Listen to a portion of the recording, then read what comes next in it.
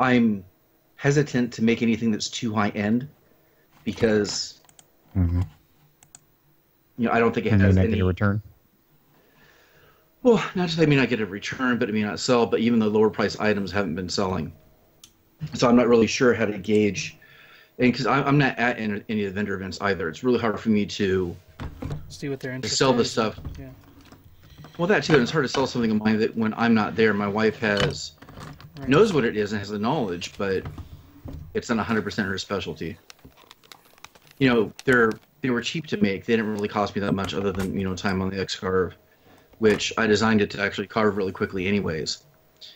So if I could get, I think 5 is underselling. 10, I don't know, between $7 and $10, I think would be fine. I'd say throw them up at 15 and let someone haggle.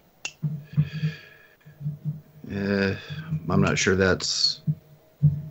I don't know. I don't know how much haggling goes on. Every other event where I've had some of these things at, my wife said that people have picked them up every single time, multiple people, but nobody's put out the money. And I don't think they're that Yeah, high craft priced. fairs like that are pains in the ass. Like people are like, oh, I'm totally coming back, and they get so excited and they pick the thing up and they show it to their wife or they show it to their husband or their mom or their whoever. And they're just like, nope. And that's kind of my dilemma. They run away.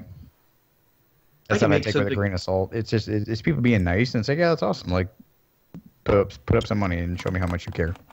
But I've learned that those fairs, like small things, small little trinkets, sell way better than if you can put it in an existing bag that they have, you're way more likely to sell it. I'm wondering if I should just do like $5 a piece and think more about quantity than anything else. How much does it cost to you make it?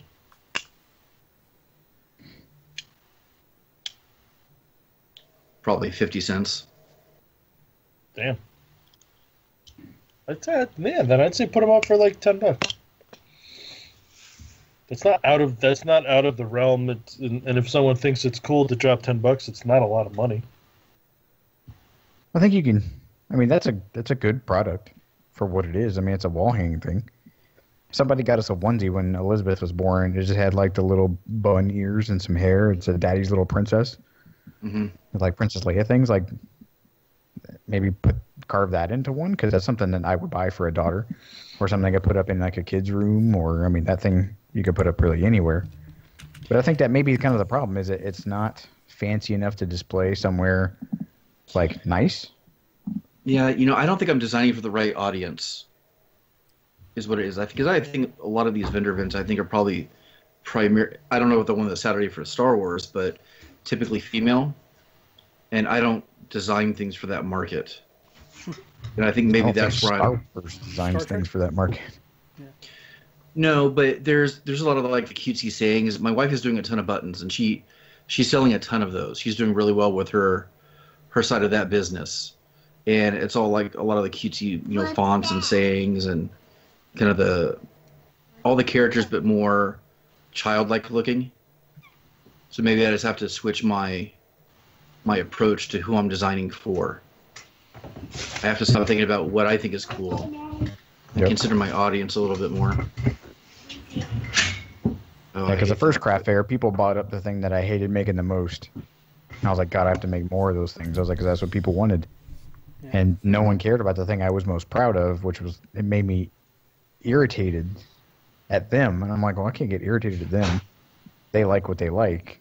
It's up to me to respond, if I want to. I think that's exactly what I'm experiencing. A couple of months ago, I was making those headphone stands, and I made them out of really nice wood, really heavy, really functional, and people looked at them, picked them up, and just had no appreciation for what it was. I'm like, damn it.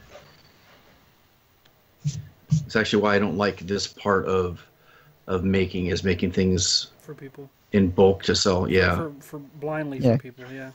And craft fairs are tough because you get to watch somebody like reject you. I don't care about the rejection. It's more like I want to understand how to hit the market a little bit better. But something else I'm curious about is how much Maybe cash this do is people... what we should talk about. Making stuff for other people for money. I like it. Have you guys let's ever do made it. anything for any other person for money? Yep. I'm about to. All these stamps. Sounds like we got a little bit of meat. No, they don't All right, really let's do it. come out on camera, but Oh, cool. Okay, I forget. Are we doing 1 or 2 tonight? the more we do now, the less we have to do later. But we had enough buffer set up where we could do 1 tonight if we wanted to. We have to figure in our practice Yeah. for our event. Yeah, okay. All right, so let's get started with this one. I guess we'll see where it goes. You guys set? Oh yeah. All right, let me try the color adjustment first. Okay. Hello, Internet, and welcome to episode 93 of the Making Geeks podcast. We are the podcast for makers, dads, and geeks. We're back again with another great show for you. And we have Mr. Josh Price with us, Hey, everybody. and also Mr. Mark O'Keefe, What's going on? Mr. Wes Swain, Hello. and I'm Sean Jolliker. Hi, Sean. What's up, guys? Hello, Sean. Hello. Seems like Thursday Just came around direct all quick. this straight at Sean. Sean, what are you doing? I am making stuff for What have you been up once. to? Hey, whippersnapper. That's not. Hey, sport. That's what I was looking for. Hey, sport. What's going on? That one has always annoyed me. I don't know why. What you making? What you got You there, gotta fella? tussle his hair. You gotta tussle his hair if you're calling him sport. I don't have a whole lot to tussle anymore. I just got a handful of hair out. Oops.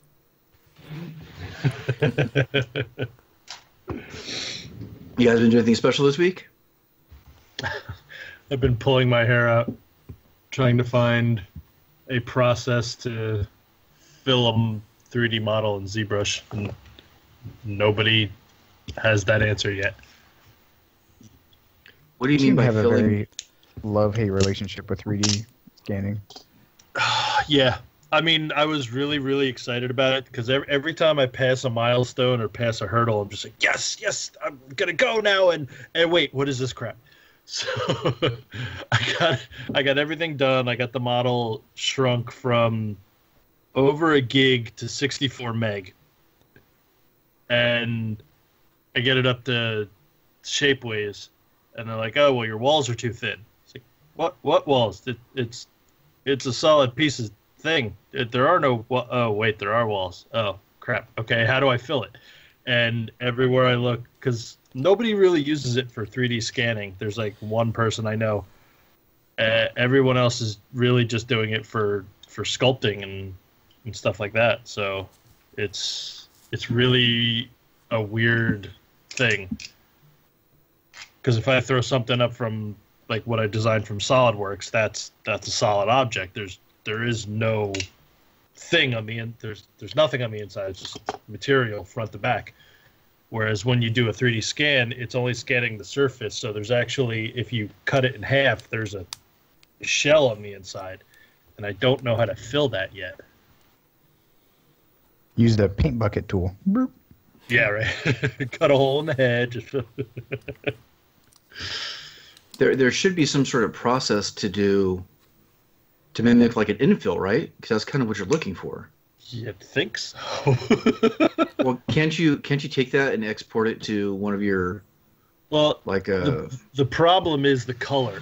If color wasn't an issue, then yeah, I'd have had this done already. But I'm exporting in VRML, which is it has the color information in the file instead of in some occasions when you export the file, you have the structure of the file, the materials list, and then a PNG, which is all the color in a flat picture. So then the program will take that picture and wrap it around the model, and then you have your yeah, color. it's a texture. It's a texture map. That's all it is. Yeah, UV. But there's not a lot that uses the VRML So I wonder there's if a you could- lot of. I wonder if you could Yeah, search specifically of just how to prep a 3D scan for 3D printing. Nobody really covers it. Like there are ones that say how to prep a file for 3D printing or for Shapeways in ZBrush, but it doesn't really go into thin walls or solid modeling or anything like that. So it's a little odd. Well, if anybody listening has any leads on that, Yeah. Let us know. Please help the blind. Other than that, though, it's been a fun week because I have learned a lot, and I got really far this week, so it was nice. Cool. What about you, Josh? I've So been- you made a couple things. I've been making a couple things. I made a new website. It's live, but my domain name, the piworkshop.com, has not transferred over.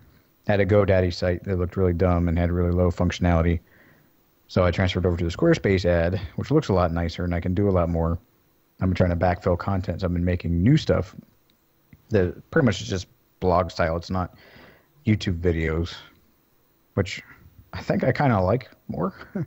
I like writing a lot more than I like moving around a camera while I'm trying to do something. Like, I can make some stuff and then like, oh, I got to take a picture real quick and like snap a picture and then get back to doing what I'm doing.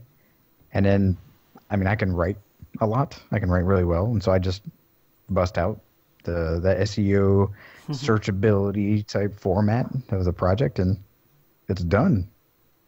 It's like, that's a lot less work than editing a YouTube video and moving camera shots and having to worry about really nice camera equipment. So I don't know if it's cheap. I know it's not going to reach as many people, but I feel more productive.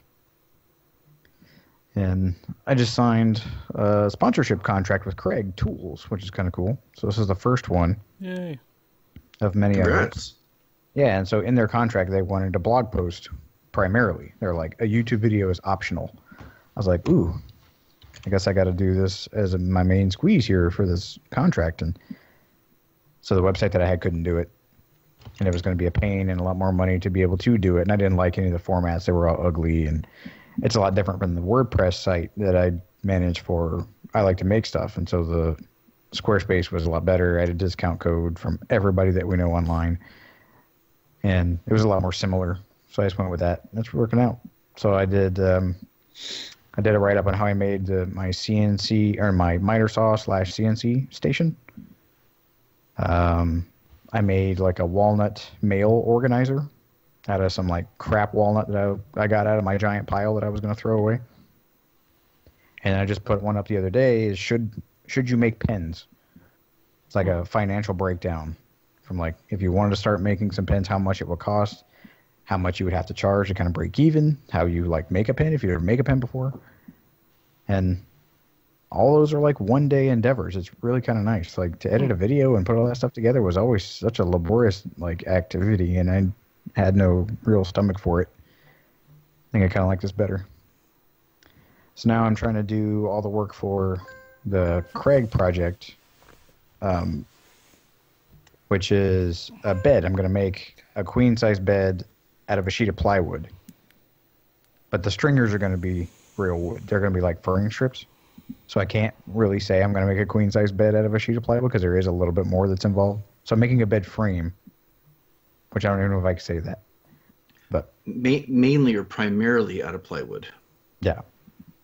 I think the title that I put on Craig's Build Something, like plan site, it's kind of like what Anna White is, but a little more like official and structured. So they have a bunch of free plans that you can make, and it gives a breakdown of like all the parts, all the cut lists, the tools used, and so on. So I think I just put like plywood queen size bed. I don't remember, but it looks really nice, and so I got to use. I made a Fusion 360 model, and I like exploded all of the pieces on the image, so you can see like how the pieces will go together. It was kind of cool. So that should be up hopefully in the next few weeks. They're supposed to be sending me a bunch of tools, but I want to hurry up and do it so I'm not waiting till the last minute. So it's some tools that Bob has, so I might just use it for the shot, even though they're older and dingier than the ones they're going to send me. When you post something on that the page of theirs, is there like an approval process before it goes up, or do you have your own, like, people just like have their own logins and post things like another social platform? Both, I believe. I think in my case, because I have a contract with them, they have to approve it. So it said that it'll be approved on a Sunday or reviewed on a Sunday to be approved by Monday. And if you look on their site, there's some that have like Craig certified, like a little badge or something. I gotcha. So I don't know if that's people that they've compensated in some way for their plans, but it is like an exclusive plan for to build something, database. I think you can post your own plans on there, I believe. So I think both. Cool. But Bob's away all this week, so I've had unsupervised work time, which is really nice. Which is crazy because I still had just as much, if not more, work to do this week with him gone than I have when he's around. Got the shop all cleaned up. Posted the video for today, which was a collaboration project with Evan and Caitlin, which was super fun. And it's got the behind the scenes and ads and the whole deal. So that's a really good video. People should go check it out. We got a lot of fun. But yeah, it's been a busy week. I like that leather net. That leather net was super cool. I forgot we were originally going to make it out of plexiglass and have like the whole thing light from underneath, kind of like those like plaques that have a little bubble etching on the inside, something kind of like that. And then during one of our like pre-project meetings, it was like, what if it isn't even out of acrylic? Because it became like a pain and it got really expensive. And I think Evan was like, "Ooh, what about leather?" We're like, "That could be cool." And they just ran with it, and they made the net attachment thing. Like, that thing is awesome. Evan did a great job engineering that clamp. It was pretty sweet. But yeah, we use that ping pong table on the regular. It's pretty fun. So is that leather net going to have the same issue that all nets have, where it begins to sag over time? A lot of people ask that. So far, so far, no. But people are like, "How do you mean, in the long term, like a couple days?" But he made the clamps so that you can. There's a groove on the bottom, so you can slide it out and pull it. I think I tighter. saw that. Yeah. Yeah, which was pretty smart to kind of compensate for that. And we have a little spacer because it is kind of heavy, and so it tends to like dip very, very little shallow in the middle. So we have a little spacer on the bottom that kind of lifts it up and makes it more the gap underneath a little more parallel. Mm-hmm. It looks great. Wes, what have you been up to, buddy? As far as making, not a whole lot. I took the kids camping last night. We went to Southern Virginia to a spot that I like. It's about an hour and a half from Raleigh. And it's right on a big lake. It's one of the larger lakes in Virginia. It's like a reservoir. And it was pretty cool. It was just us three. Catherine stayed home with the dogs. She had to work. And it was the last full week of the track out that Samantha's in, because she's in the year-round school. So she has a week off and half the week next week. And it was a lot of fun. We had steak on the fire and found like a pan of, in the potato kind of section of the produce area of our grocery store. They have the regular potatoes, the different kinds, and then they have a shelf above that that has these pans. They're like manufactured, where they have like aluminum pans and they have seasoning packets that are like for the different flavored versions of the potatoes. They're like baby reds and baby yellow potatoes kind of mixed together. And have like a garlic herb mix when you just add olive oil to it and just kind of mix it up and put it on either a grill or in the oven. And in our case, on the grill for a campfire, and it worked really well. She asked for seconds and thirds of potatoes, which never happens. So it was a win. And then this morning we got up and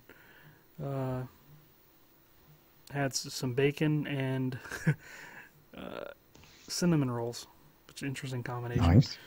We're going to have eggs, but the camp stove thing that I brought, which I've used for years, it started acting up and not spitting out as much heat as it normally does. It has like an area that you can interchange like a grill surface or a griddle surface. It then has another burner on the side that you can do like a frying pan. So I had bacon going on the right or on the left with the frying pan, and then I had the grill surface up. And we figured out this trick a couple years ago for making biscuits for breakfast while camping. you put the biscuits on the flat griddle and cover them with. I have these little mess kits from back in the day, like the aluminum cheap Coleman ones that kind of had like the top that would open up and had like the several layers of, you know, a pot, a mini pot, and the little wire handle thing that came out inside. Exactly. Yeah. So the cups in there are like aluminum or whatever. Though you put an aluminum cup over top of the biscuit, and you just kind of do that for all the different little kits. And basically each individual biscuit or 2 biscuits, if the little cup thing's bigger, they kind of cover it, and you just have it on a really low heat and flip it a couple times. Make a convection oven. Exactly, and it works as long as you have the temperature not too high so it doesn't burn the bottom. They'll rise and everything. It'll be a little more like a hardtack kind of biscuit. Each side will be like a bottom, basically, instead of the top being super fluffy. But it works. I mean, you're camping, so there's like a little ingenuity that's expected, and it was nice. So we did cinnamon rolls. Did you ever do the bacon and eggs in a paper bag? No, I've heard of that, though. I haven't done it. Yeah, I've done it one time. You rub bacon all on the inside of a paper bag and get it all lubed up. Huh. You put that, and you crack 2 eggs in it, and you leave it on the side of the fire. Really? So the bacon grease will prevent if you get it far enough away, it'll prevent like the bag from burning, and it'll cook the eggs and the bacon and stuff inside the bag. Huh. So you could have done that on our campouts, and now there's 2 down. It wasn't that good. But still, it's a novel kind of interesting thing. We do One- like to do one little time was experiments. Yeah. Yeah. But we got back this afternoon in time for Samantha to go to gymnastics, and we cooked out for dinner as well. Like, her gymnastics area, or the company that she takes gymnastics from, is across the street from like a county park, and they have grills and stuff. So I met Catherine after work. She picked Samantha up. We were over there. We grilled out. We did That's a big one that we went to? It's a different one than that, I think. Yeah. But similar setup. And it was pretty good. We had pork loin on the grill. And they actually have a charcoal bag you can get. I think it's Kingsford or another Matchlight or something. And it's a smaller bag, but the novel thing is you rip the bottom open and turn it to the side, and you light the actual bag. And you don't use any lighter fluid at all. And it burns through the bag and igniting the charcoal. And it was super windy. I thought for sure it was going to blow the bag out. And it caught. And it's the second time I've used them. Super convenient. So you don't have to worry about lighter fluid. Can't you do that with all charcoal? I haven't tried it. Maybe. But I think that's most a thing. charcoal bags have like a wax lining on it, though. They're specially designed to say that they can do this. It says, like, light the bag like it's a feature or whatever. And I'm like, Right. Okay. Like the Duraflame? Except you can eat over it. Yeah, exactly. And the bag, like, ignites more aggressively than a typical... Because I've burned charcoal bags, like, as kindling or, to help the fire go or whatever. And it's more aggressive than normal. So I think they have something in the bag that is a little more flammable. And it was, like, the wind was whipping up. And I thought for sure it would just, like, blow the flame out when it didn't. It's pretty good. But, yeah, a lot of camping and a little outdoorsy stuff. And looking forward to getting back in the shop and dinking around with some stuff. I've got some more 3D printed gears for my Nerf gun. I need to get back up and running. Your comment dinking around, I just got an image of you going around your office with the little things from Dink, Spaceballs. dink. Dink, dink, dink, dink, dink, dink, dink, dink. Yeah, pretty much. So we're actually live on YouTube for our show. We got a couple people in here. If you guys want to say what you are up to this week, we'll have a little conversation as we're going. Well, Sean, what have you been doing? I have been in the shop the last couple of days trying to make a couple of Star Wars related items for a vendor event that's coming up that my wife is going to. And I showed it a little bit earlier, and people that are in on the stream early enough probably saw a picture of it. And if you're listening to the audio podcast, you could look at the YouTube version of it and see what it is. So I'm making these little plaques that say "Never Tell Me the Odds," and I have a little CNC'd Millennium Falcon that's basically on this too. And I've also been making some of the portrait versions that I've done before of Han Solo and Princess Leia that says I love you and I know. So just trying to create a couple different items that would probably, best appeal to the market at that vendor event, and that's partially what we were talking about before we went live with the episode right now. And is that what we guys wanted to kind of talk about for our topic today? Yeah. Let's do it. Yep. Selling stuff to other people for money. Yep. And we know this. I know this topic has come up from time to time in all the different groups that I know that I listen to, and there's always a little bit of a debate of how to appropriately price items and how to kind of best set yourself up for selling what you make at these different events. I don't have a whole lot of experience with it. I've only done this maybe once or twice, and I have not done that well at any of them yet. But that's what we're gonna hopefully look at and tackle today. I know that you guys have, I know Josh, you have some experience with this too. Yeah. I think the easiest way to price your work, especially when you're beginning or you're doing like craft fair stuff. I got this from Mike and Lauren, and it's pretty simple. And it's pretty much you have to ask yourself, like, hey, if I give you $20, will you make me this thing? And if you're mine, you go, yeah, that's a pretty good deal. Then yeah, it's worth your time. And it's the same thing with like mowing the grass. It's like, do you want to mow your grass for free? Then yeah, okay, well then it's great. You're a good deal. Like if someone tried to pay me to mow their grass, like no, I don't want to do that. That sucks. Like what if I pay you $50? Would you mow my grass? I'm like, maybe. What about $75? I'm like, okay, now it's worth my time. So now you have properly rated your time, not necessarily your material cost or anything else. That's just your time for you to invest yourself, your tools, your efforts into doing a thing. So I recently had a couple orders. I had one for some pens. And so this lady asked me to make 3 pens. And they're clicky pens, and she liked the gel. So already that's a smaller, like a smaller offering of pen styles. So they're going to be a little more expensive per kit. And she wanted the gel things, which are extra inserts, so I have to buy those separately. So already, because she wants that style of pen, it's going to cost more inherently than like a slimline pen you can get for like $2 or $3 a kit. So I think already the material cost was maybe $6 or $7, $7 or $8. So you have your materials, right? And Sean, you said for those don't tell me the odds things, it's all scrap, right? No, not necessarily. I mean, I went out and bought the material. It's not stuff that I found. It's stuff that I bought at one point. But my material cost is really low. Sweet. So, I mean, that's always the kicker.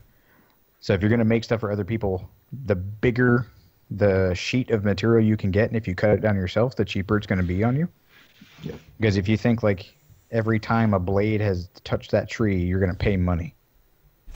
So if you get like a full sheet of plywood, or you can go down to the aisle at Lowe's and you can get 4 of the quarter sheets that equal a 4x8 sheet of plywood, and you're going to pay almost double. So get a bigger sheet and whittle it down. But for the material cost, like the wood, she didn't really care what kind of wood it was, which is good for me because you could use scrap pieces of, preferably nice looking wood you already had. So that's money that you can that goes directly to profit rather than you having to spend money on it. Or you can buy blanks, which again gets more expensive. But I charged $35 a pen. And part of me was like, ugh, that's expensive. I wouldn't pay that for a pen. But when you're selling something to other people, I don't know, Wes and Mark, you guys got to chime in with this too. Like, you have to purposely get yourself out of the mindset of would I pay for that? Because I am not my ideal customer. I'm not my target market. I don't. It's weird. You kind of gotta, because I know our mindset is, we know what goes into it. We know how much it would cost. But there's the other side of it, which is they don't know how much this is, and they don't know how much this costs. So you kind of have to gauge the person without them knowing it and say, how much would they be willing to pay for it? How much do I think they'd be willing to pay for it? and then shoot around there. I would think. I know it's been done to me, you know, but it's hard because there's those of us who want to make a product and want to make someone happy and don't want to rip anybody off, and then there's other people who have no issues at all ripping people off. That's I why think you as a customer, it's very easy for people to think they're getting taken advantage of when the market is flooded with super cheap, like IKEA and Walmart stuff. Yeah. So you have to make them find value in what it is that you're giving them, which is hard sometimes. Yeah. Especially nowadays, with what you just said, you know, there's a ton of stuff everywhere, and do they want that handmade thing, or do they just want the thing? Yeah. Because you can get the thing anywhere, but if you want a good version of it. Well, I think, Sean, for your particular situation, I've done 2 craft festivals, and so I'm not like an expert by any means, but a craft fair is really difficult because you're not taking a commission. So you can't have a one-on-one conversation about budget, about material choice, about aesthetics, about it fitting their needs exactly. Like, you're batching out a bunch of things in hopes that people are going to walk by, notice it, see it, and like it enough to actually reach into their pocket and give you money. Mm-hmm. And those are completely different marketplaces to be in. Yep. One issue I have with mine is that I'm making out of fairly low cost material, but it makes me, how do I say this way that I'm intending it? I don't think I could charge more for this thing for what it is, even if I was using nicer material, simply because it is what it is. So I think that in a sense it makes me not care about it as much, because I'm only going to be selling for probably $5 to $7 a piece. Now, if I can sell a whole bunch of them, that's great, because I know that adds up. But I think it's limited. But that's just because of the product that I've chosen to make. You know, so if that was made all out of, you know, walnut and exotic woods, you know, I don't think I'd still be able to charge much more. I don't think most people would see the difference. Yeah, and that's a good point. I've had so many people ask me, like, when I make something out of really nice wood, what I'm going to stain it with. It's not people that are stupid. It's just people that don't know any better. They see a piece of wood, they think that you have to, that finish and stain are the same thing. Or a piece of pine that's stained with some quippy named mirror wax, you know, ebonized barnwood finish is the same thing as a piece of walnut, and it's not. And a lot of people don't understand, and a lot of people don't care. They just like a dark piece of wood. It's finding that common vocabulary, you know. That's the same thing with what I deal with. You get people who don't understand that Wi-Fi and internet are 2 completely different things. And I'll admit, even with this that I made, I have some design issues. I probably should have did things a little bit differently. The Millennium Falcon is out of a cheap piece of plywood, so there's, you know, it's prone to more chipping, and the cedar, in its pure color, kind of interfered with the look of this. So this actually isn't stained. This is black latex paint that I rubbed into the wood to mimic and have a little bit more of a different contrast between the two. But I'm only making 4, so we'll see how it goes. I have other items that, you know, I'm also going to be showcasing there. I'll give you guys an update next week of see how it goes. So if you had a choice between doing a commission and doing like an art festival or a fair or something like that, what would you choose? Depends on the customer. Ideally, I would choose a commission. Why? I feel like I would automatically care a little bit more about it because somebody has a certain expectation of this thing beforehand. And I like the idea of kind of like trying to rise the occasion, and it's automatically a challenge. and I have not done that many commissions. In fact, I've actually turned a lot down in the past, mainly because I was kind of lack of confidence in my skills. But I feel like I'm at a different point now where I feel like I could take on a lot more than I could a year or 2 years ago. Have you actually been to and like done the festivals, or have you just made things and your wife has gone? Yeah, I have not been to one yet.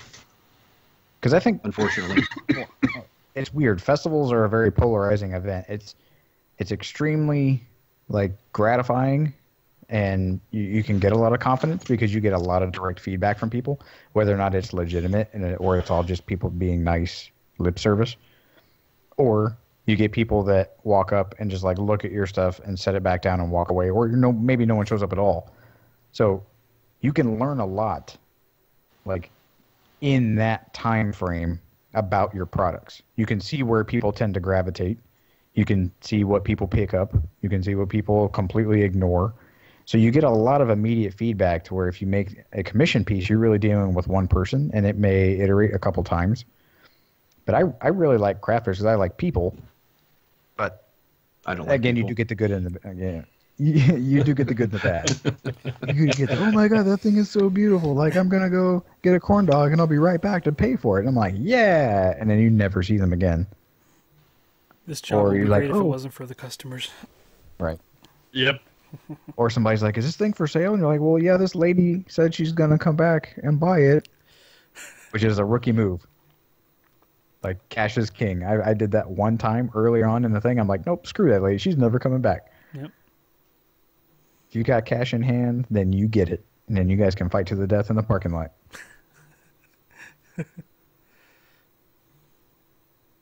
But why should I mean, have you ever done craft fair? Because I think that your cool stuff, if you batched out enough things, could be really fun at a craft fair. Like which ones? Let me know so I can do it. Well, I mean, you got to get into some copyright infringement, but... Right. Well, I mean, there's Sean with his plaque. I mean, that's right there.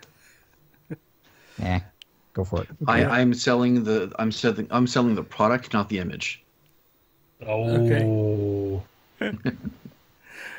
that BS explanation.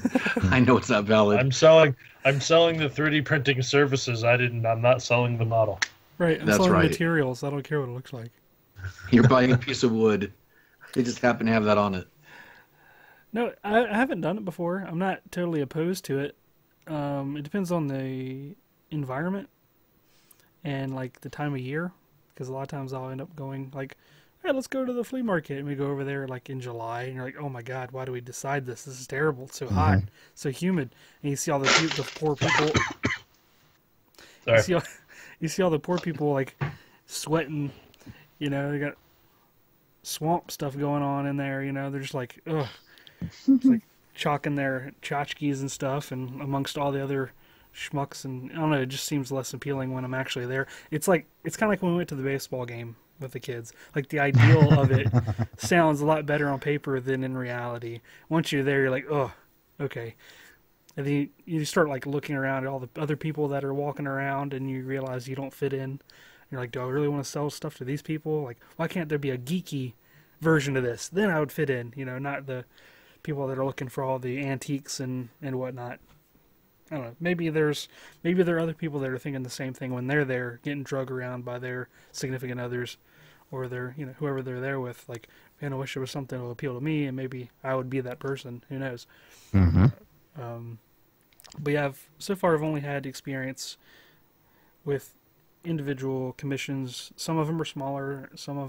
A couple of them are bigger. Like, I was looking up while you guys were talking. The largest commission I've had so far is Fatherly. They had me do that spaceship changing table thing, and I couldn't remember how much I asked them for, so that's what I was looking up.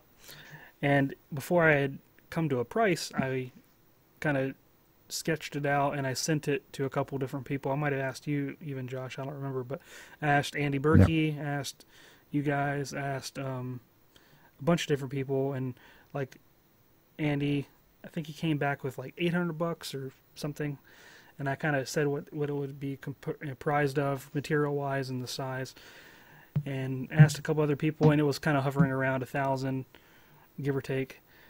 And so I was like, you know what, and I asked Izzy, and he's like $4,000. And I was like, all right, whatever, dude. You know, like I'm not gonna say that. It's ridiculous. I wouldn't like kind of like what you just said. Like I wouldn't even pay $1,000 for a changing table. Yeah. Right. But there were a couple things that I had wrong in my mind. First off, they weren't paying for the actual table. They were paying for the video footage of me making the table, which inherently I think has a different value, which is kind of harder to calculate in my mind because I didn't think of myself as a video producer. Like, how much do I charge for that? Like, that's weird. And I get to keep the thing afterwards, so do I, like, double dip? Am I going to be able to sell this afterwards and, like, you know, just make even more money off of it, right? So Izzy told me $4,000, and I kind of was like, whatever, that's ridiculous. And so I took my $1,000, and I'm like, you know, I'm gonna ask a little bit more. I said $1,500 is what and it was a little bit of a rush job too. It wasn't like kill myself rush, but a little bit more than I was comfortable with. So I said 15, and they didn't blink an eye. They didn't even come back with like a counter offer. They're like, yep, sounds good. I'm like, damn it.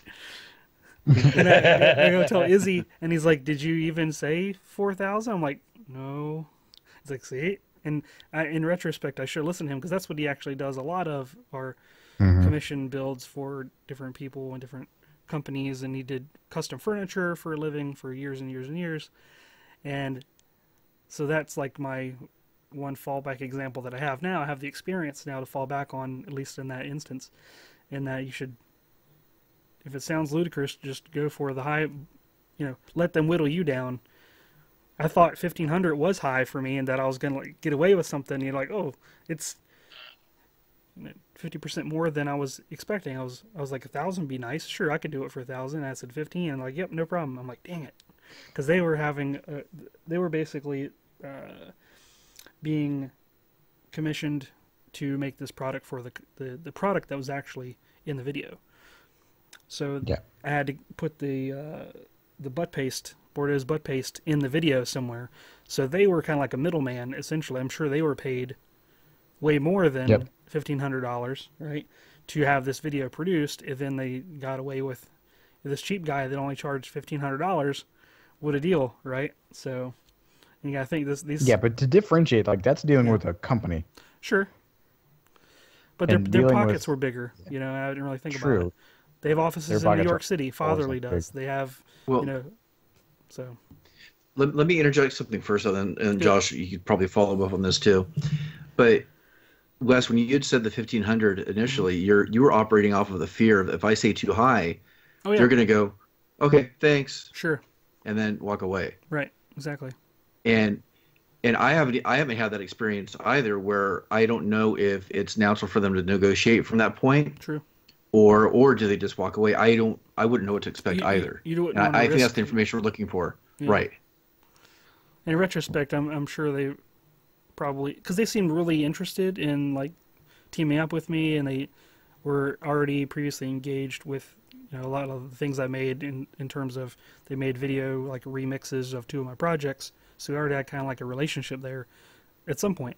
And so I think they would have come back with at least a modification if it seemed too out of the realm of possibility. So, and then beyond that, most recently I've been doing smaller things. I've been doing the carving stamps for people with my CNC machine, which has worked out pretty well. When I started doing it, my CNC wasn't acting right, so it ended up costing me a little bit more just in like failed carvings, because I'm buying like a sheet of rubber from Amazon, and I think it's around $20 for a 9x12 sheet.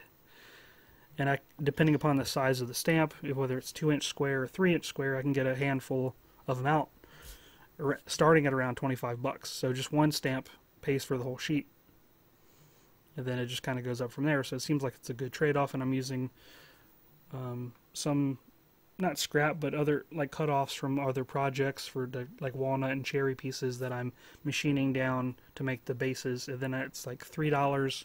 I'm using like metal drawer pulls from Lowe's, and they have like a nice heft to them. They look like brass, kind of like a weathered brass kind of look to them, darker, like a dark brown, and it looks really good. It feels good in your hand. It has a nice weight to it once it's all together. And there's some manual labor in there. I'm having to sand the wood base. I'm having to epoxy the rubber piece on there, and so there's some physical stuff attached to it. But I think overall I sold a good number of them, and they're helping with the Maker Faire burden this year. So it's good. It's money in the pocket. I'd like for more of it now that I'm more efficient at it, and I've got the machine tuned in where I can do some more intricate stuff, and I don't know, I'm enjoying it. Well, I think that's a really important. I think you made a couple important points. Like the first one with Fatherly is you have something of an established relationship first. So with Craig, they came out and they were like, "How much are you charging?" And I don't know. I mean, if anybody's listened to this podcast long enough, that I'd probably charge them $80, right? That's kind of my thing, is charge everybody $80 for everything.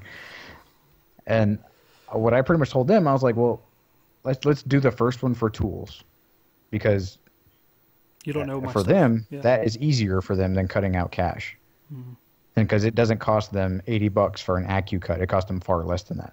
So that's retail price. So I was like, let's do this for tools, because those tools I can then use for whatever project I wanted in the future. So if I were to make $300 or $400 on this project, I'd probably go back into the general whatever price fund and get, spent on Cheerios or something, and my workshop would be, none the better. So I was like, well, let's do this first one for tools.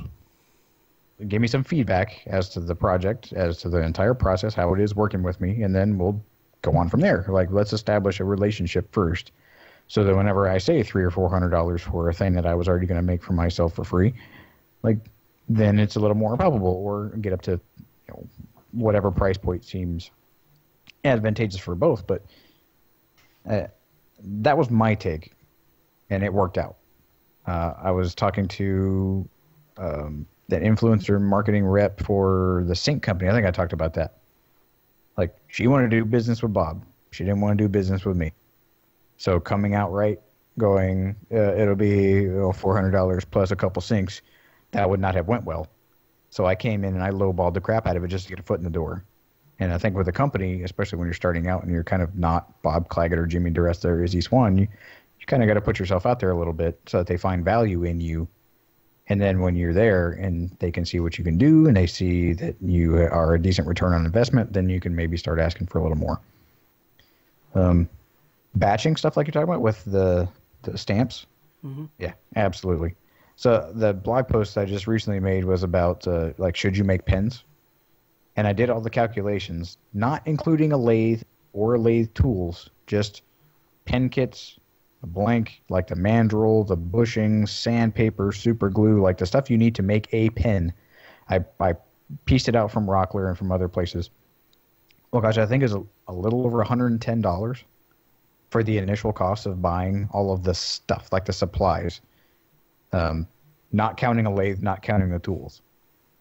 I was like, so you got to charge some money for some pens, or make enough of them to pay off that initial upfront cost. Because like the bushings you can reuse, like the sandpaper you can use for more than one set of pens, but whatever.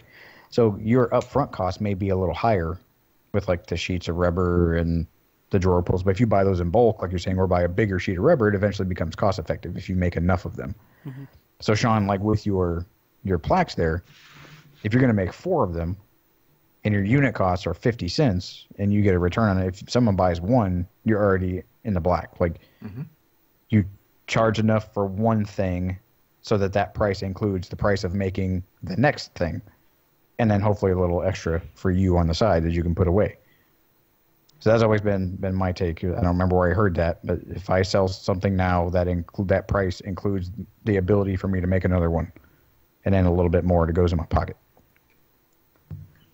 But so this will be fun to gauge, whether they sell, so whether you're even in the right ballpark, because your market is a craft fair for like handmade goods that are Star Wars worthy. So you've hit all those check marks right now. To be honest, I'd be happy to even sell one at this point. Unfortunately, I won't be there. I mean, I wish I could, but I have to go to a baseball game with my son that day. When is the craft fair? It's this Saturday. I was going to say, you should do one crazy new lightsaber handle, all out of wood, different parts of wood, put it all together, and just put it out there and put $300. See if someone bites. And I had thought about that too. Like what if I try making a really high end item? On one end, I would almost like to do it even just as a display, whether it sells or not, just for like the attraction, to get people to go to the booth and then buy a lower price item, which I've seen a lot of people do. There's no real intention to sell that high price item, but it's to get people to the booth to buy a bunch of the lower price ones. Yeah, I thought about that too. Just I think that part of it is I'm really rushed doing these. I haven't had enough time to really think a lot of these things through, because these aren't necessarily the items that I want to make. They're just the ones that I can make with the time that I have. And I'm trying to design things that carve really quickly because I don't have a lot of physical time in the shop. I've been out in my garage with the X-Carve, until like 10 o'clock every night, aside from everything else. Those are kind of like the limitations I've been working with. And so that's part of why it's turned out this way. And then I have the TIE Fighter fidget spinners that I am also doing. I'm doing a very limited number of those, but I'm actually going to be using better material for those that I'm hoping to get in tomorrow. So I should have about 10. How are you going to display those? The fidget spinners? Mm-hmm. I do not have a plan for that at all, because I'm not. And this is that time component again, where I'm just trying to get the products done. I haven't thought about the end part. I'm giving that all to my wife. I probably have one for people to pick up and mess with. We may take like a piece of plywood and just cut like a 5-degree or 5-degree angle in the back and put some blocks, and then just like stick them, get some poster putty and like stick them to that board so that people can see them. Because at the first fair I went to, I made a bunch of like little tiny states of Georgia, and I hot glued a magnet on the back. It was some barn wood. Looked really nice, but it sat flat on a table, so people couldn't see it. Right. And one of the guys that was there, he's like, "Man, you need to get like a magnet board and have that crap like up vertically so people can see what it is." And I would look around, and so much of a craft fair, like from people that do it like so regularly, like ridiculously regularly, is their display. Like, it's easy to move, it's easy to break down, like, it showcases whatever it is. It adds a little perceived value to their thing if it's showcased a little fancier. Like, even plywood little fidget spinners, right? If it's up on a board and someone could, like, spin it with their finger, boom, that already has a perceived value higher than something just, like, sitting on a table. Well, if that's the case, I'm just going to put, like, a board on an angle, like you said, and maybe put, like, a dowel through it so you actually could sit on the dowel. Yep. And boom. Yeah. You've already raised the price of it right there. It shows that you care. You care enough to display it. Mm-hmm. I think it's a reciprocal kind of thing. Like, I don't want to buy something from someone who doesn't care about the thing that they made. I want to support them, and if I really like what it is that they're selling, then that's a win-win. Like, that's double point score. But like you say, it is kind of hard because you're not going to be there. And it's kind of like a half-hearted endeavor from what it sounds like. But I did learn a lot about consumerism, like when you're staring that person straight in the face. And like, I know I've worked in like the food service industry where you get to work with people, it's really fast paced and your tip amount equates to like how good of a job you've done. But I wasn't taking someone's order, going to cook their food and then going to stand there while they ate it. But craft fair, you kind of are. You're making a bunch of stuff. People are going to come up and handle your stuff, and hopefully they don't break it. Like, they're going to touch it. They're going to talk to their friends. They're going to be so polite, and then they're going to put it down. They're going to walk away. And that's going to happen like 100 times. And then somebody's going to take it, and they're going to turn around and hand you money. And so I had a Square, the little thing you plug into your phone. Like, I had no reason for me not to take someone's money. Like, oh, many cash. Yeah, good. Yeah, exactly. If someone only takes cash in 2017, or what the hell year is it? Is it still 2017? 18. Holy crap, it's 2018. If you still only take cash in 2018, then you are missing the mark and you don't get my business. And I get it. It's like, oh, it's 3%, whatever. Charge me 3% so that I can buy it. If I'm willing to pay you, then don't get upset in the name of a consumer because you have to charge them 3% more. When it says $25 on the thing and they're about to be charged 27 something dollars, they go, oh, it's a 3% surcharge. People get that. They understand that. Unfortunately, that kind of happens. But by that time, you have their debit card in your hand, and it's kind of tough nuggets. I have all your monies. And yeah, because you get to deal with people. Keeping the 97 is better than keeping 0 when it didn't sell it at all. Truth. Yeah, like little practical things like you're talking about, but like sitting outside all day after not bringing a cooler or a chair or some food. Like, boo. That was just as important as like just in the right setup, in the right atmosphere. It kind of is, and it's kind of not.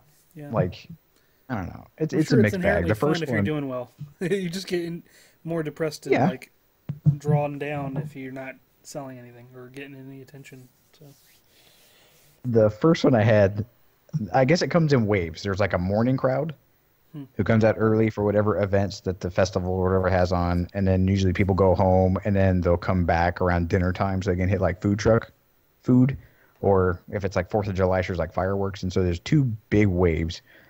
And the first one I did, like right at lunchtime, right during the lull, this massive thunderstorm came through, and like people's tents were flipping. My tent collapsed, and like half my stuff fell into this huge like river of rainwater. It was terrible, and I had to like abandon the whole thing. But I sold some stuff. I broke even.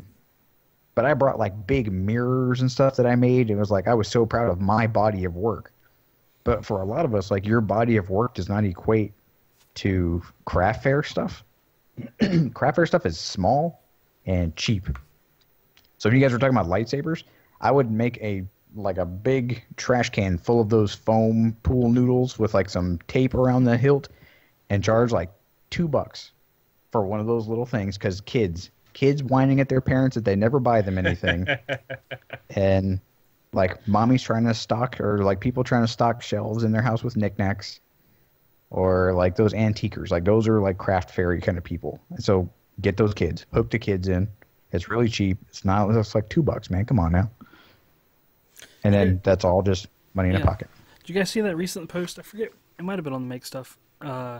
Someone made one of those bottle opener things for the wall mount, and they had Kylo Ren, a picture of Kylo Ren on the side. Yeah, I saw it. And so like they crack the bottle open, it drops the bottle cap down, and he's holding his hand out like he's stopping the blaster fire in midair, and there's a magnet that's hidden, and it just hovers. And it's so perfect. I'm just like, that's genius. Why didn't I think of that? I forgot who made it, but I remember. Yeah, I saw that. I didn't see that one, but that is perfect. Yeah, it's so good. And he showed the video. He's like, dink. It's like, just like he stops the bolt. I'm like, oh my god. I actually had one of those that I made. It was Darth Vader on the background. Yeah. Yeah.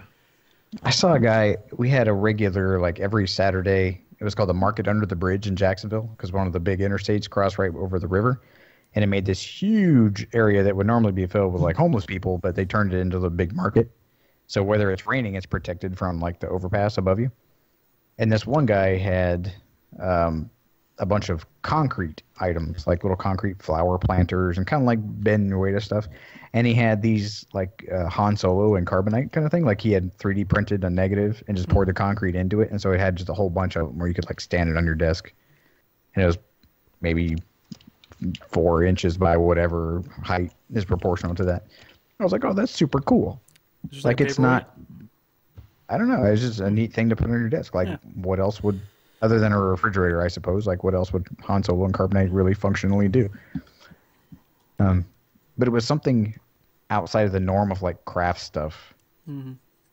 Like, I don't know, like Wes, you're talking about, like there's a gamut of things that people usually see at festivals or craft fairs. And if you stand out as something cool, like you're automatically going to get my attention and funnel me there, because you're not the traditional, normal, boring looking stuff. So, I don't know, selling stuff to people is neat. They can be super frustrating and super rewarding. But you have to be able to financially decide in the beginning whether or not it's worth the effort. Yeah. Because you can spend a whole lot of money and end up with a whole lot of stuff that you don't care about and that no one else seemed to care about. You gotta stare your failure in a pile of failures in space. Carry your failure back to your car. Mm-hmm. Again, that box is heavier on the return trip. Right. Oh, and some places want you to pony up with like tax money and stuff before you go too. So if you go, look into that with like the festival or the event coordinators. Some places like won't let you leave until you fill out appropriate tax forms. So consider that also.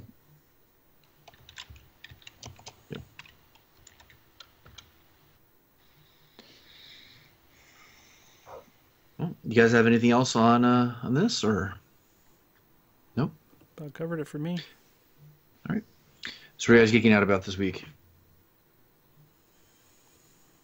I got the Lego booklet, and I finally know why the Millennium Falcon looks weird in Solo. Is this a spoiler? No, not really. It might be. I can't see it being one. But Is it just especially prepped for the Kessel Run, or? I think it's a cargo container that comes out, and then you have normal Millennium Falcon. So that theory going on for years about, oh, it looks like it fits into something. Well, yeah. I'll buy that. I thought it was cool. Everyone was flipping out that the Falcon looks weird, and okay, yeah, now it all makes sense. Approved. We'll allow it. I'm glad that we get to be the judges on these matters. Good job, Disney. We approve. Stamp of approval. Well, we're going to be inevitably doing the spoiler cast for it. Yeah. Yeah. Along with a couple other big films coming out over the next, 3 months? Mm-hmm. Remember our episode last year about the kind of like our summer movie wager, how we predicted which ones are going to do the best? Yeah. You know that yeah. we never did the follow-up for it. We didn't. We Yeah. never did the follow-up. Have to re-listen to that and see what my predictions were. It's still not too late. So right before we do we'll another have to do summer. one Yeah. I was going to say we'll have to do this summer and then forget to do the follow-up later on too. Tradition, yeah. I like it. Yeah. The summer guys movies never start tell at us the what end of happens. April this year, so Yeah, because Avengers. Yeah, because it got moved up. I think it was originally May. It got moved up a couple of weeks. It was. Mm-hmm. To make So room for actually, Solo. we will. Yeah, we'll have that before Maker Faire. Yup. Maybe we could do our spoiler cast. Let's see. Yes, which brings me to what I'm geeking out about. We talked about reserving Daryl from the Broken Nerd for the Infinity War spoiler cast, which he was all about. And man, Daryl got to hang out. Not only hang out, Daryl is apparently legit best friends with Adam Savage now. He worked with Adam Savage on a dual set of Knights of Ren Star Wars costumes that they are walking around the Silicon Valley Comic-Con together. And he did amazing work. And it's super, like, that is so amazing for him. Like, not that we had anything, but, like, I'm just geeking out for him. And they're like, hey, I know that guy. We're all super jealous of you, Daryl. It's not fair. We want that. Congratulations, man. That is really... Damn, that's awesome. Yeah. I'm going to follow up with that, talking about our friend there on the Broken Nerd YouTube channel. If you have not checked out his channel, make sure that you do. He has a lot of really cool projects, and I kind of feel like he should have a lot more attention than what he currently has, especially with what he's done. Yeah, I'm pretty sure he will. He will now. Yeah, so check him out if you have not seen any of his stuff, and actually go back and listen to our episode with him as well if you have not heard that yet. Have you, Wes? I've been geeking out on Marvel's Agents of S.H.I.E.L.D. That was always in my list of shows that I watch, but for some reason I just forgot about it, like it existed. And I was running out of shows to watch while I'm tinkering around on my computer, because I have another monitor. I'll kind of watch things in the background while I'm 3D modeling or working on a website or something. And I was like, oh yeah, Agents of S.H.I.E.L.D. I wonder if they came back on TV yet. And sure enough, there was 15 episodes they already finished. that were already aired. I'm like, oh, I got some stuff to watch. So I watched a lot of episodes of that, and it's really cool. They did some pretty surprising stuff. They like, oh, we're setting up this thing. Oh, here's a twist. Setting up some other stuff. Here's a twist. And I still say that they have the best version of Ghost Rider that has been put on film so far. It was cool.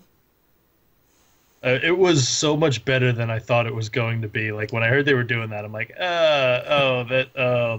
their special effects budget isn't all that great all the time. They pick and choose what episodes get the special effects, and this is going to be rough. I was really surprised. Cool. Yeah. Oh yeah, I was really surprised at how like well it worked. Yeah, for those of you that haven't seen those episodes, there's a one where Agent Coulson does it. He transforms into Ghost Rider. Yeah, there's a special circumstance where he needs to, and it makes sense in the context. And yeah, you're like, what? He's like, his face all goes crazy. It's pretty neat. But this one, I don't know if it's tying into Avengers. I think I read a thing where they said if they get approved for the next season, then they'll follow up where Avengers leaves off. Well, they haven't been confirmed. They've done it with every movie. They did. Yeah, their tie-in to Winter Soldier was amazing. Perfect. It was so good. And like it led up perfectly to the stuff, when Hydra took over, and then after Winter Soldier happened, the following episodes, like just crap hit the fan, and like characters that showed up in the TV show showed up in that movie. Like there was Agent Sitwell, he was like an Indian, kind of bald agent with glasses, kind of nerdy. He was in several episodes of Agents of S.H.I.E.L.D., and he was like a normal, like reoccurring character, is like a good guy, and then he turns in that movie, you're like, holy crap! You have all this other additional stuff, and you're like pointing at things that other people in the movie theater clearly have no idea about, and so it's like an inside joke, all these things that are connecting, and it's pretty good. So this season, they're kind of in space, and there's some time travel stuff, and I'm a sucker for good time travel stories, and they do it really well. I was quite impressed, so go check out Agents of S.H.I.E.L.D. Does it include younger versions of regular superheroes in their time travel? No. It includes younger versions of other characters. Yeah. They mention other things. Like they've had what's his name? Luke Cage. He's been in an episode, like in the after credit scene. What? Not Luke Cage. I'm sorry, I misspoke. Eye patch. Fury. Fury. Sorry, Nick Fury. Yeah, Nick Fury.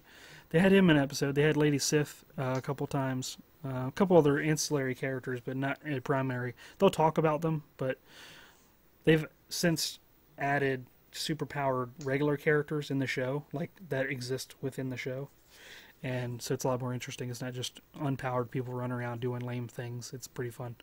I'm actually curious if they'll mention any of the other networks stuff, like Cloak and Dagger, or the Runaways. I doubt it. That would be cool though. Who's next? I think that's everybody for today. All right. All right, so we'd love to hear from all of you. Go ahead and check out the Making Geeks website at makinggeeks.com. Check out the contact page. Drop us a question, suggestion for the show, anything you like, right there. And on the homepage, you can listen to all of our past episodes. Take a look at all 92 past episodes and all the guests we've had on this show. Right there on makinggeeks.com. And you can find us across all the social medias on Instagram at Making Geeks Podcast and on Facebook and Twitter at Making Geeks.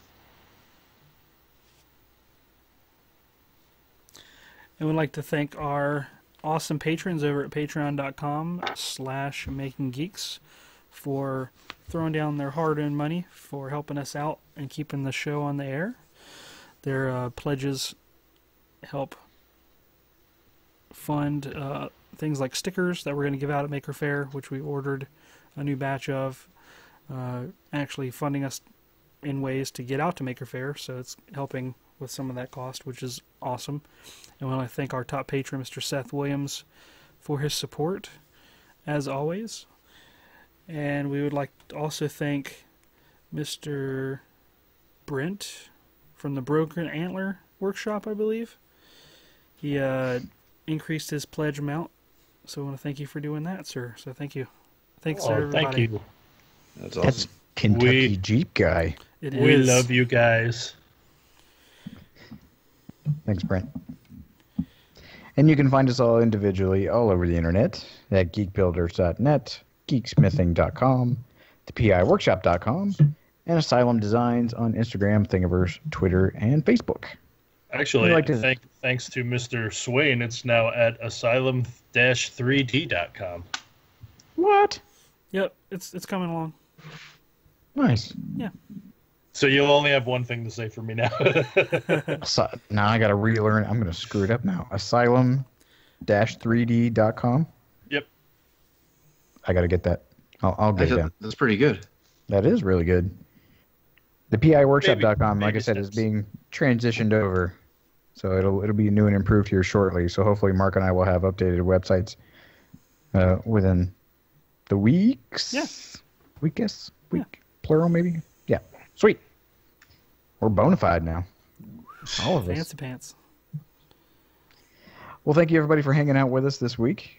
Stay tuned every Saturday and every Wednesday for the foreseeable short-term future.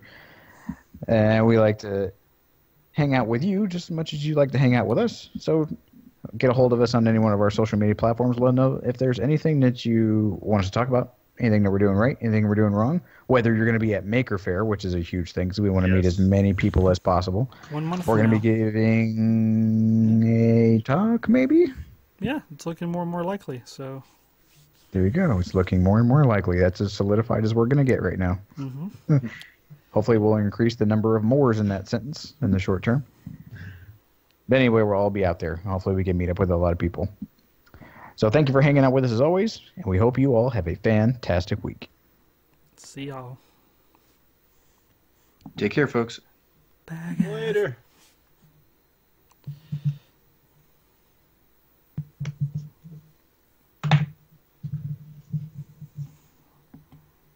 Is there anybody even in our chat room? I don't know. Beardless man, you still there? I think Dad and his kids, I think he had to take off. Mm-hmm. Donovan had a cool concept today on Instagram I saw. He wanted to do like a short build challenge. I don't know if it was quite a challenge, but wanted to challenge people. I don't know, maybe in a formal setting to do like really short builds. Do like a 1 day, really quick turnaround kind of thing. That was a good idea. I can get behind that. Word. Can you really? Ouch. That's not your MO. We'll see.